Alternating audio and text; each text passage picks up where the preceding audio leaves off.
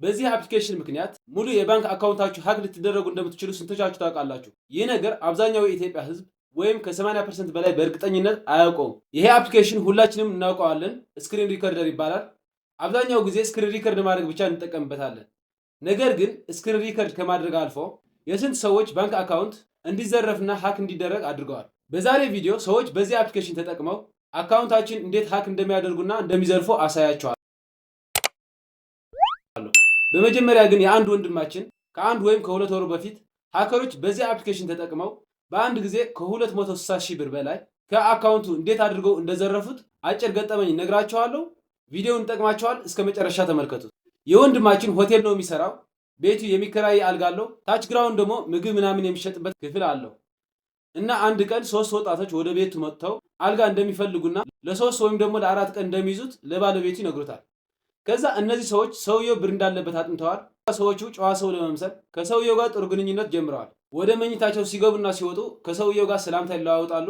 በሆቴል ውስጥ ከሰውየው ጋር መጫወት፣ አብሮ መጠጣት ጀምረዋል እና በ3 ቀን ውስጥ ልክ እንደ ጓደኛ ሆኑ ማለት ነው። ከዛ በ3ኛው ቀን ሁለቱ ጓደኛሞች 3 ነበር አልኳቸው አይደል? አንዱ ጓደኛቸው ብቻውን ሆቴል ውስጥ ትተው በጠዋት ይወጣሉ እና ሳይመለሱ ይውሉና ምሳ ሰዓት ይደርሳል። ከዛ አንደኛው ጓደኛቸው እንደተጨነቀ በማስመሰል ስልኩ ከነሱ ጋር እንደወሰዱትና በአንተ ስልክ ልደውልላቸው ብለው ስልኩን ይቀበለዋል ማለት ነው። ከዛ ባለቤቱ ከሰውየው ጋር እንደ ጓደኛ ተቀራርቦ ስለነበረ ክፉ ሳያስብ ስልኩ እንዲደውልለት በመስጠት ወደ ስራው ይገባል። ሰውየው ግን ሊደውል ሳይሆን ስልኩን ተቀብሎ ወዲያው ይሄ አፕሊኬሽን አውርዶ ስክሪን ሪከርድ አድርጎ ስልኩን እንደደወለ አስመስሎ ለሰውየው መለሰለት።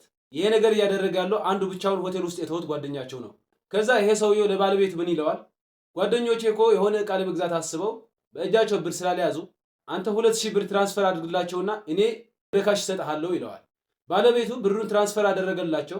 ሰውየው ደግሞ 2,000 ብር በካሽ ይሰጠዋል። ከዛ ግን ሰውየው እንደገና ብሩን እንደደረሳቸው ልጠይቃቸው ስልክ አስደውለኝ ይለዋል እንደገና ማለት ነው። ሰውየው ማለትም ባለቤቱ ምንም አላለም። ስልኩ እንደገና እንዲደውልለት ይሰጠዋል።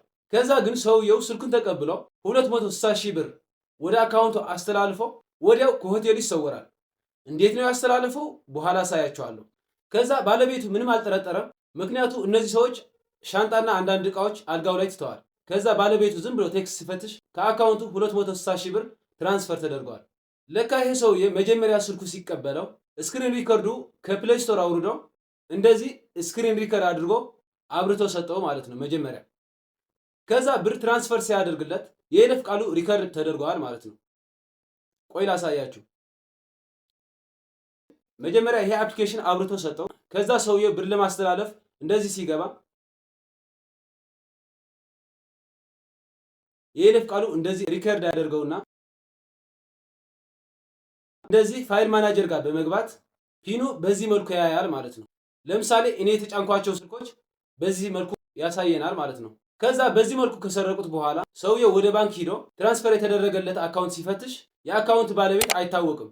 ምክንያቱ አካውንት የተከፈተው በፌክ መታወቂያ ነበረ። እና እናንተ ከእንደዚህ አይነት ሰዎች ለማምለጥ ሞባይል ባንካችሁ ከጣት አሻራችሁ ጋር መያያዝ ይኖርባችኋል ማለት ነው። አሁን እንዴት የጣት አሻራችን ወደ ሞባይል ባንካችን መሙላት እንዳለብን ላሳያችሁ። መጀመሪያ ንግድ ባንክ አካውንታችሁ ትከፍቱና ፒን ኮዳችሁ ካገባችሁ በኋላ እዚህ ጋር ከላይ 3 ሰረዞች ክሊክ በማድረግ ሴኩሪቲ ሴቲንግስ የሚለውን እንደገና ክሊክ ታደርጋላችሁ። ልክ እንደምታዩት ባዮሜትሪክ አውተንቲኬሽን ያመጣልናል። ይቺ ኦን ማድረግ ይኖርብናል። ኦን ካደረግን በኋላ አሻራ እንድናስገባለት ይጠይቀናል። አሻራችን በዚህ መልኩ እናስገባለን ማለት ነው። ካሁን በኋላ የባንክ ፒናችን እንኳን ቢያውቁ አሻራ ስለሌላቸው በምንም ተአምር ሊገቡ አይችሉም ማለት ነው። ስለዚህ የተከበራችሁ የዩቲዩብ ቻናል ቤተሰቦቼ የዛሬ ቪዲዮን ይህን ይመስል ነበረ። ቪዲዮውን እንደሚጠቅማችሁ እርግጠኛ ነኝ። ቪዲዮውን ወደ ሌሎች ሰዎች እንዲደርስ ሼር እና ላይክ በማድረግ ለቻናሌ ደግሞ ሰብስክራይብ በማድረግ እንድትተባበሩኝ በትህትና ጠይቃለሁ። መልካም ጊዜ